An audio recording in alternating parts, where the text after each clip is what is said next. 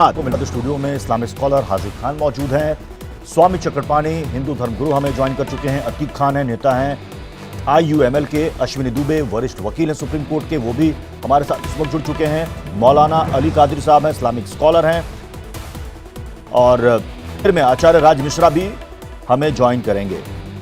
मैं मेहमानों का भी रुख कर रहा हूं, मैं बाकी मेहमानों का भी रुख कर रहा हूं। अली कादरी जी, क्या कोर्ट के बाहर इसका समाधान निकल सकता है? ये पॉसिबल है? देखिए प्रत्युष जी, सबसे पहली बात तो यह है कि हमारे योगी आदित्यनाथ जी, आदरणीय मुख्यमंत्री उत्तर प्रदेश, तो एक संवैधानिक पद पर बैठे हैं। हाँ। और उनको इस किस्म की बात कतई तौर पर जेब नहीं देती कि हम आपको एक मौका दे रहे हैं वरना हालात खराब हो सकते हैं। देखिए, इस किस्म के जिम्मेदाराना शख्सियत को इस किस्म का गैर जिम्मेदाराना बयान कतई तौर पर नहीं देना चाहिए। हालांकि वह बहुत सारी जगहों पर योगी आदित्यनाथ जी के उन्होंने ये नहीं कहा कि हालात खराब साहब, उन्होंने नहीं कहा। उन्होंने कहा कि एक ऐतिहासिक गलती हुई है, ये मुस्लिम पक्ष को मानना चाहिए और उसको सुधारने के लिए एक समाधान की दिशा में आगे बढ़ना चाहिए। उन्होंने ये कहा सुधारने के लिए, समाधान के लिए दिशा में बढ़ना चाहिए। वो बातें अपनी जगह सही है। देखिए, मैं कई चैनल से ये बात आज नहीं, आज से 1 साल पहले भी मैं ये बात कर चुका हूं कि कोर्ट में तो बहुत सारा वक्त जाएगा जी। और कोर्ट में जैसे जैसे मामला जाता जाएगा उतना उलझता जाएगा, क्योंकि हर पक्ष अपनी अपनी दलीलें रखता जाएगा। लेकिन रहा सवाल साहब कि हम तो संवाद के लिए तैयार हैं। अब हमारे हिंदू महासभा के जो है साधु साहब बैठे हुए हैं, वो भी बैठे हैं, सब लोग बैठे हैं। और भी हमारे अश्विनी साहब एडवोकेट, वो भी बैठे हैं। सब लोग जानते हैं साहब कि जो है जब संवाद की बात होगी तो एक अच्छे माहौल में मामला डिसाइड हो सकता है। लेकिन हर दो पक्ष की जानिब से कुछ ना कुछ ऐसे काम किए जा रहे हैं जो ये विवाद को जल्द खत्म करना नहीं चाहते, क्योंकि अपनी अपनी सियासी रोटियां सेकनी। लेकिन मैं आपके चैनल के माध्यम से, चाहे हिंदू पक्ष हो चाहे मुसलमान पक्ष हो, ये दोनों को ये कहना चाहता हूं कि इसको कोर्ट के अंदर खत्म करे या कोर्ट के बाहर खत्म करे, लेकिन ऐसे तमाम विवादों को खत्म करे ताकि हमारा देश तरक्की की तरफ जा सके। अरे साहब, सिर्फ और सिर्फ कई वर्षों से आप देखिए, पिछले 9 साल से हम हिंदू मुस्लिम करते रह रहे हैं। देश की ना तरक्की की तरफ देख रहे हैं, ना देश की उन्नति की तरफ देख रहे हैं। अगर यह विवाद कोर्ट के बाहर सुलझ सकता है, बहुत अच्छी बात है, सुलझाइए। 2 भाइयों की तरह बैठ करके इसका फैसला कीजिए। लेकिन जहां पर पॉलिटिक्स जहां पर इन्वॉल्व होगी, जहां पॉलिटिसाइज काम होकर इन्वॉल्वमेंट होगा, वहां पर ये काम नहीं होगा। कादरी साहब, देखिए, अभी तक की डिबेट में आपने इस चीज को माना कि कोर्ट के बाहर भी इसका हल निकल सकता है, बशर्ते कि दोनों में बैठे हैं। कादरी साहब, फिर हाजिर खान बोलेंगे जी। देखिए पृथ्वी जी, गौरी श्रृंगार की जब पूजा हुआ करती थी, हमारी हिंदू बहनें आकर वहां पर पूजा करती थी और किसी भी मुसलमान को वहां पर कोई आपत्ति नहीं। और जैसे कि आपने अभी अश्विनी साहब से पूछा कि स्टेट गवर्नमेंट के पास क्या ये पावर्स है, तो उनके पास ये पावर्स है कि वो, जैसे समाजवादी सरकार ने वहां पूजा को रोका था, तो योगी सरकार वहां पूजा शुरू करवा सकती है। लेकिन एक जुमले पे बड़ी आपत्ति है सर, मुस्लिम भाई बुलाए। अरे क्या मुस्लिम भाई रोके थे वहां पर जो मुस्लिम भाई बुलाएंगे? साहब देखिए, मैं ये कहना चाहता हूं कि हम जो भी काम करें, हम ये जहन में रखकर करें कि आने वाले 100 वर्ष हो या उससे बढ़ के हो, आपको हमको हिंदुस्तान में साथ रहना है। तो हम ऐसा कोई काम ना करें जो हमारी आने वाली नस्लों में जहर फैल जाए।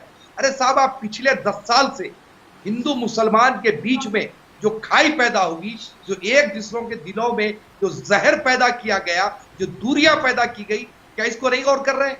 क्या हमारी आने वाली नस्लें इस चीज को माफ करेगी? कतई तौर पर नहीं करेगी। देखिए, अगर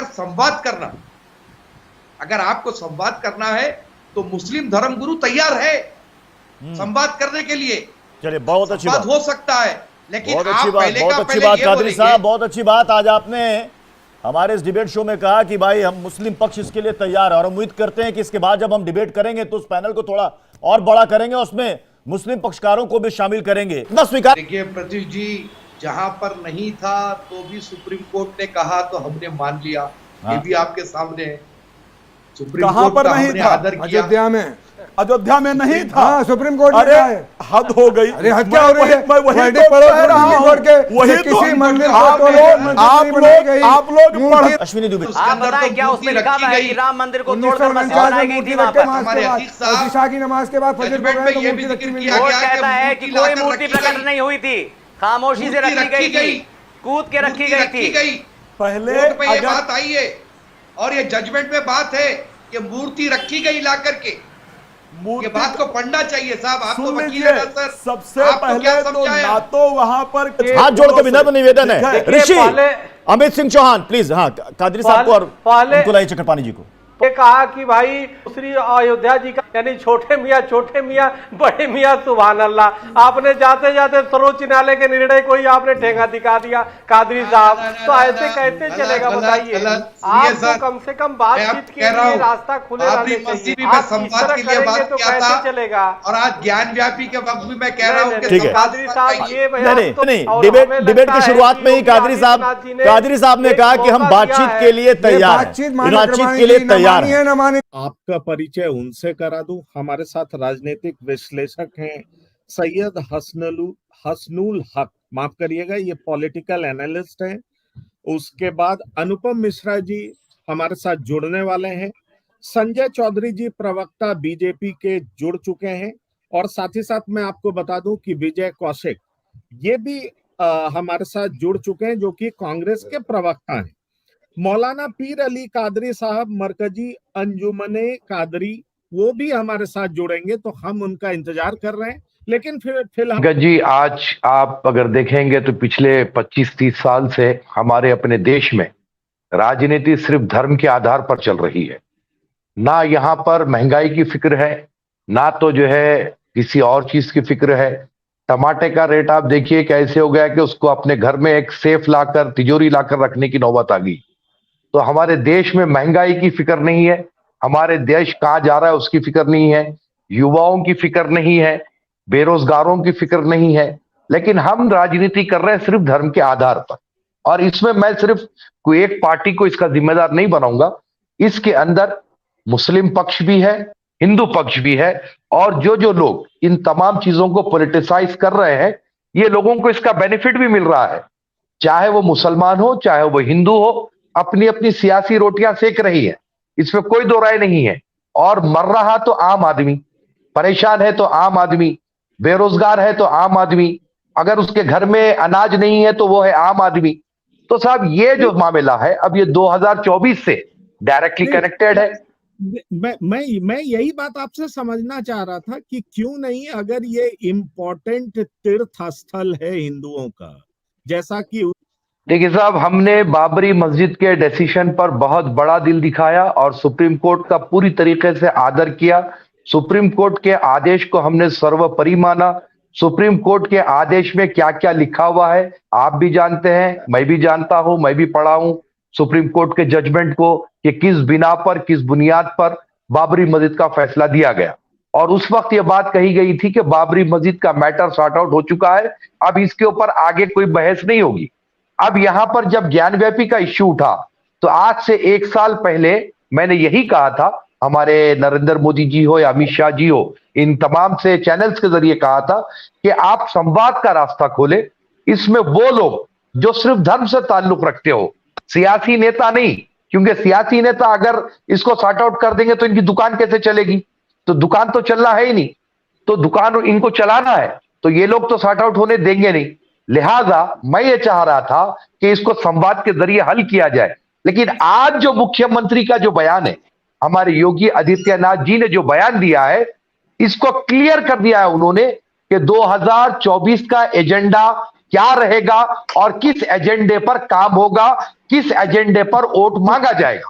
सर मैं ये कहना चाहता हूं। पॉइंट टेकन कादरी साहब, आपके पास आऊंगा। अनुपम मिश्रा जी भी हाथ उठा रहे हैं, उनके पास जाऊंगा। पक्की है तो फिर एएसआई का विरोध क्यों होता है? मैं आपका जवाब इस मुद्दे पर भी आपसे लेना चाहूंगा। फिर आप जो कहना चाह रहे थे प्लीज कहिए। देखिए पंकज जी, हमारे अनुपम साहब बैठे हैं, वरिष्ठ पत्रकार है, मैं उनकी इज्जत करता हूं, लेकिन साथ ही साथ उनके जहन और उनके दिमाग में जिस तरीके से मुसलमानों के मुताल्लिक जहर भरा हुआ है वो भी देख रहा हूं। देखिए साहब, मैं एक बात साफ ये कहना चाहता हूं कि सुप्रीम कोर्ट पर हमने कोई टिप्पणी नहीं की। सुप्रीम कोर्ट के आदेश को हमने माना और कोई मुसलमान हिंदुस्तान में उस आदेश के ना खिलाफ गया, ना कहीं पर कोई दंगा या ऐसी कोई चीज हुई। मुसलमानों ने बड़ा ही अमन और जब्त का मुजाहरा किया और सुप्रीम कोर्ट के फैसले को कबूल किया। मैं ये कहना चाह रहा था। उन्होंने मुझसे पूछा कि क्या कर लेते थे सुप्रीम कोर्ट के बाद, तो हम कुछ करते भी नहीं, क्योंकि हम इस देश के कॉन्स्टिट्यूशन को मानते हैं और इस देश के संविधान को मानते हैं। रहा सवाल साहब अब ज्ञान व्यापी का मसला है। देखें आप, ज्ञान व्यापी के मसले को फ्रॉम द फर्स्ट डे, मैं अभी भी बोला हूं, आपकी इससे पहले भी, आज फिर बोल रहा हूं कि ये एक दौर आएगा, एक स्टेज आएगा कि ये मैटर सीधा सीधा संवाद की बुनियाद पर आकर टिकेगा और संवाद के जरिए मसला हल होगा। अगर दोनों धर्मगुरु, दोनों यानी हिंदू धर्मगुरु, मुस्लिम धर्मगुरु अगर तैयार हो जाए तो ये मैटर जरूर सॉर्ट आउट होगा। देखिए साहब, मुसलमानों की ये बहुत बड़ी बदकिस्मती है कि मुसलमानों को ना कांग्रेस ने आज तक कुछ दिया, बीजेपी का तो डर ऐसा दिलों में बिठा कर रखे कि बीजेपी के तो करीब मुसलमान है नहीं। कांग्रेस के प्रवक्ता भी थे बैठे हुए, शायद है अभी भी।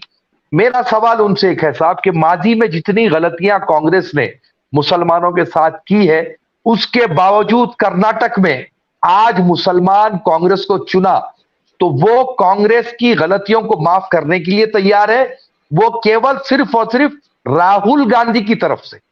वरना तो कांग्रेस के अगर आप पास्ट में चीजें देखेंगे तो ऐसे बड़े बड़े धोखे मुसलमानों के साथ रहे जिसकी कोई मिसाल आपको नहीं मिलेगी।